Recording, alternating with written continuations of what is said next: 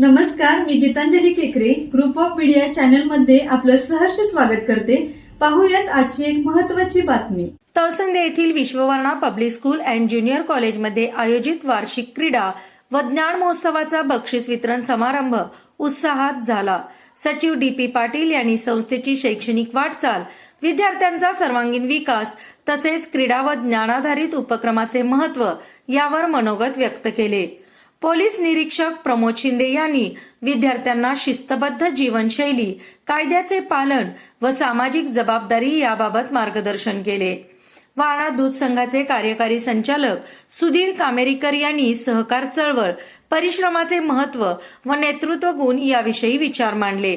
प्राध्यापक एन.आर. चोपडे यांनी विद्यार्थ्यांना अभ्यासातील सातत्य, स्पर्धात्मक परीक्षांची तयारी, वेळेचे योग्य व्यवस्थापन व जीवन मूल्याचे महत्त्व याबाबत मार्गदर्शन केले।